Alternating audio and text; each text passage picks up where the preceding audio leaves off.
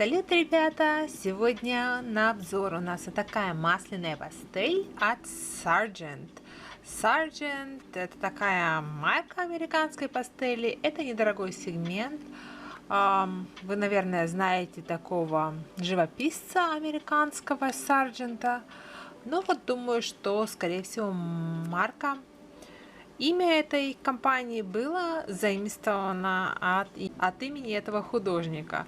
Там есть еще у них Боб Росс, вот Sargent. Я решила попробовать недорогого варианта, потому что... А почему бы нет? Я всегда очень нервничаю, когда открываю новые материалы. И, наверное, это чувствуется на камеру. Я прям вот не знаю, мне как-то страшно. Мне всегда страшно. Масляная пастель — это, пожалуй, единственный материал, которым я еще не пользовалась. Давайте его откроем. И избавимся от блика, который мне дает лампа.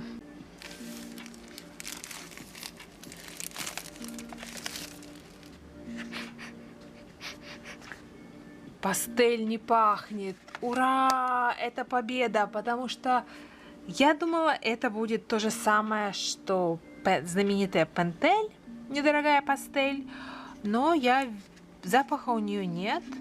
В наборе 24 цвета, и я уже чувствую, что цвета такие вот мягкие, немного скатываются, но в принципе они ложатся лучше, чем... У меня есть вот такая восковая еще пастель. Она называется восковая, я так поняла. Просто восковые мелки. Намного суше. То есть это уже круто.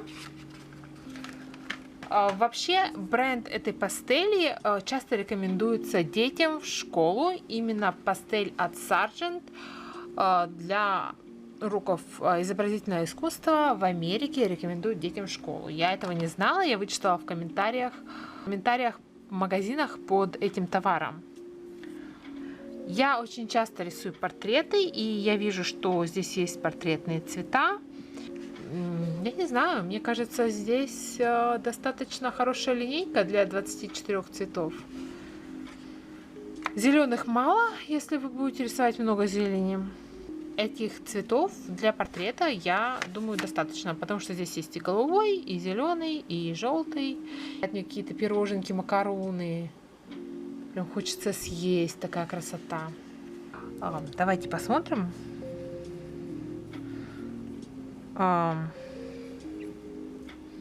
Просто, наверное, сначала сделаем выкраску, потому что мне кажется, что все равно придется ее тестировать достаточно плотно, потому что с этим материалом я не знакома. Сейчас мы посмотрим, какие цвета. Ну, я уже вижу, что цвета все хорошие.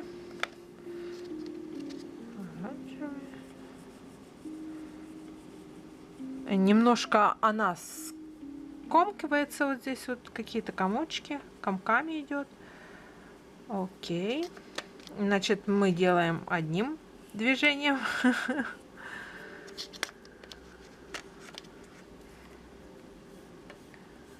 Желтый немного полупрозрачный, кажется, не такой пигментированный. Здесь написано просто бумажка. И написано, что это Sargent Art. Больше никакой информации на них нет. Пастельный, красивущий. Люблю телесный. Честно говоря, очень странно ложится. И я не совсем представляю, как этим можно рисовать. Чем-то похоже по ощущению на сыр или масло мороженое, не знаю, больше на сыр. Или на придешевую помаду, такую в детских наборах. Есть такие наборы косметики для детей. Вот там вот такая помада в них. И идет пастель. О, красивый цвет, серо-зеленый. На самом деле и цвета нам известны. Здесь написано название цветов: черный, белый, коричневый, лемон yellow, зеленый, изумрудный, оранжевый, ультрамарин, розовый, фиолетовый, персиковый, светло-зеленый, кармин, вермиллион, светло-оранжевый, небесно-голубой, кобальт-голубой, серый, оливково-зеленый, прусский голубой, жженая умбра, потом ореховый, темно-зеленый, охра желтая и канарейный желтый.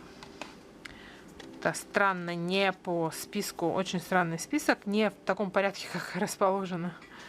Очень красивый этот Sky Blue, я, наверное, думаю, что это небесно-голубой.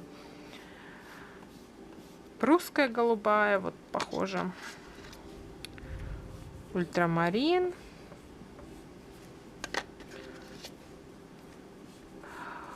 Ну вот пока выглядит очень текстурно.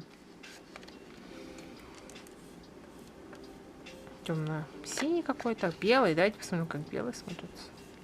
Белый очень пигментированный. Серый хороший. И мне кажется, это больше к средней мягкой пастели, потому что она ощущается довольно-таки мягко. Нет, посмотрите, как некрасиво. Ой, что-то, видимо, здесь бумага какая-то. Что происходит? Нет. Короче, растирать пальцем, я думаю, что эта пастель не получится, только потому что она очень сильно теряет пигментацию. Я не знаю, она просто исчезает с бумаги. О май гад. Я не знаю, ребят, может быть, это неподходящая бумага. Для пастели у меня нет достаточно большого формата. Сейчас я пока не делаю рисунок тестовый, я просто хочу разобраться, на какой бумаге мне рисовать. Ну вот, допустим, я рисую вот таким вот. Ну, в принципе, мне нравится ощущение от этой, просто вот такое мазюканье. Пастель легко, хорошо размывается и исчезает. Возможно, такой вариант тонированной бумаги, наверное, не очень подходит.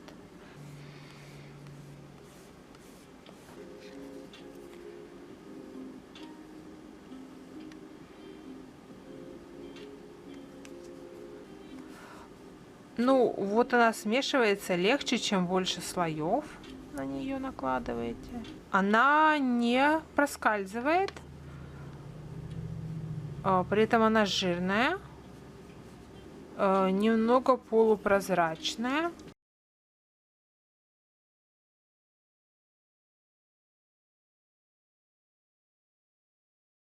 Вот такой портрет у меня получился.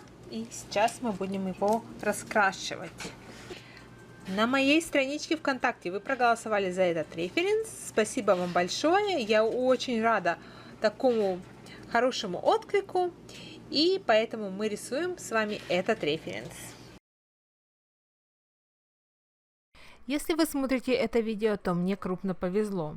YouTube не очень-то охотно предлагает мои видео. Вы сильно поможете мне, если поставите лайк этому видео и подпишитесь на канал. Я крайне редко прошу это сделать, стараюсь не докучать зрителям.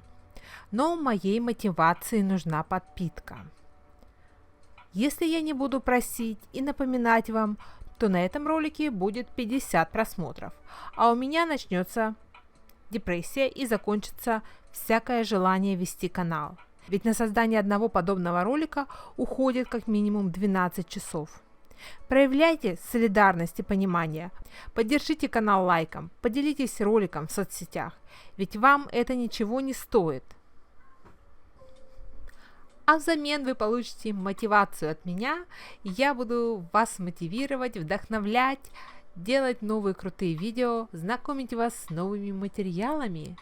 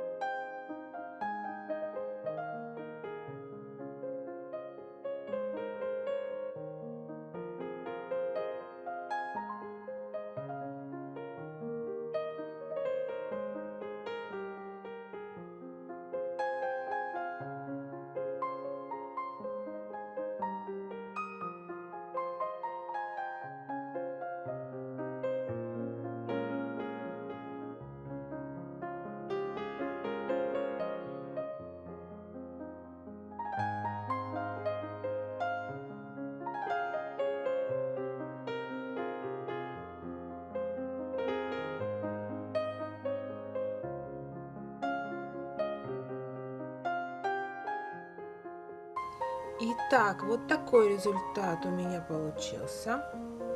Ну, в целом как-то так. Короче, фотография только вот в таком формате, так что, в принципе, вот эту часть можно вообще не рассматривать. Это просто экспериментная работа, это не на стену вешать. Что я могу сказать? Мне понравилось рисовать цветы. Лицо у меня по итогу съехало.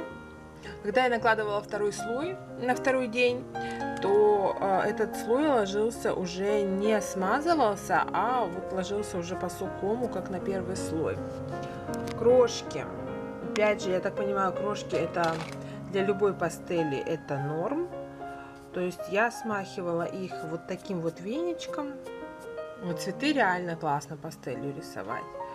Насчет портретов, я, кстати, также использовала карандаши, они хорошо ложатся на пастель, ну, где-то соскабливают, но в целом их можно использовать. Вот у меня здесь карандаши на ухе, на ресницы я рисовала карандашами коряво.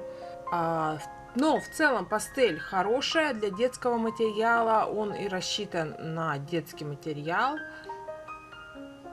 И я бы сказала, что очень хороший это материал для детского творчества. Наверное, он не сравнится с какой-то профессиональной пастелью, там от Сен-Лия или...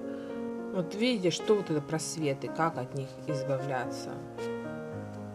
А насчет размазывания, мне не понравилось ее размазывать. Она лучше ведет себя, когда и не пальцем растушевываете, а она лучше себя ведет, когда растушевывается другим мелком.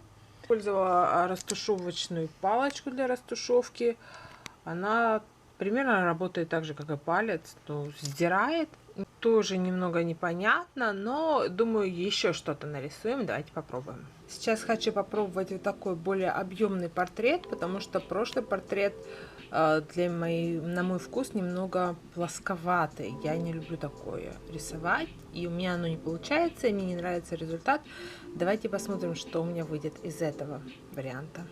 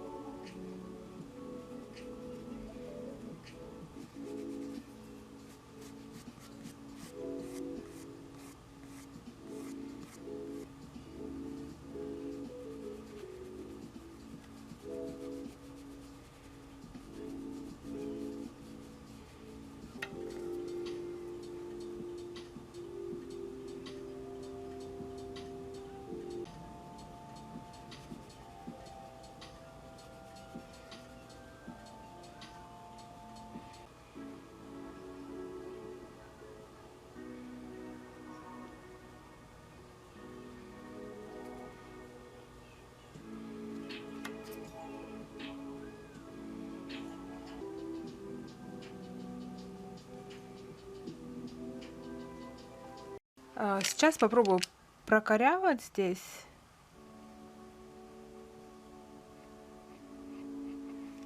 Может быть, какая-то текстура получится, не знаю. Корябывать нужно толстый слой для того, чтобы прокорябать. А я здесь все размазала.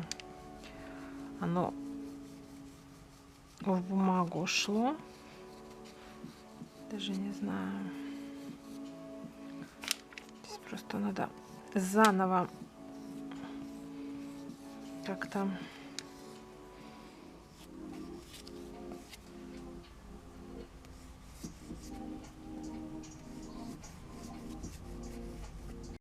короче, вот такой портретик у меня получился. Не хочу больше его дорабатывать и издеваться над собой.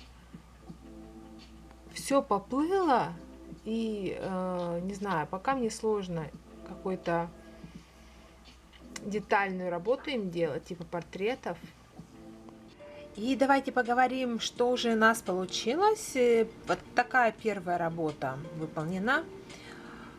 Здесь я только тестировала материал, знакомилась с ним. Почему-то на всех моих работах построение поехало. Видимо, это просто свойство материалов. Рисовать какие-то суперреалистичные портреты я для себя не вижу вообще никакого варианта.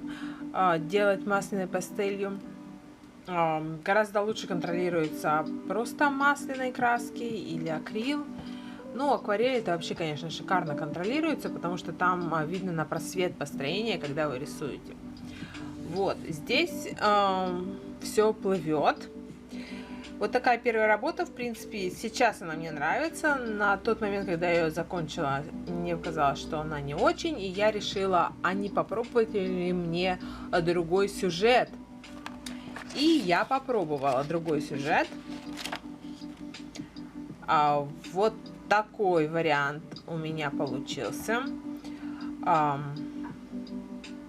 Здесь я почему-то вижу много каких-то катушек, грязи. Здесь опять же я рисовала, на этот раз я уже не рисовала лицо, потому что я знала, что у меня просто все поплывет. Я не рисовала уже построение, я просто сразу начала рисовать лицо. Я не знаю, записала я это видео или нет. Возможно, что я его вам не записала, но вот такой второй портрет получился.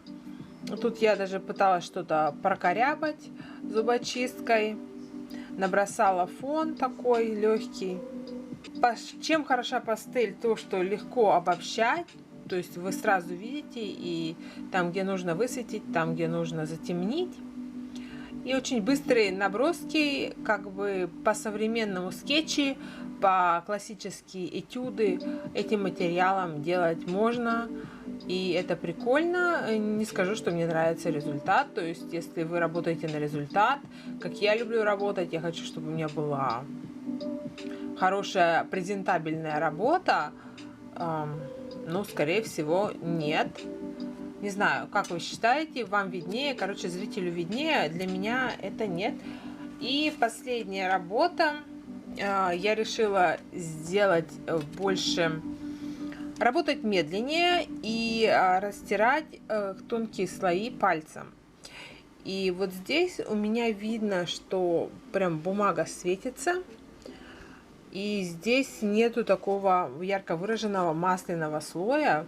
Здесь такая работа в протирочку. Цветы у меня не получилось нарисовать. Вот здесь я стерла, короче, вот здесь синий, видите, кусок.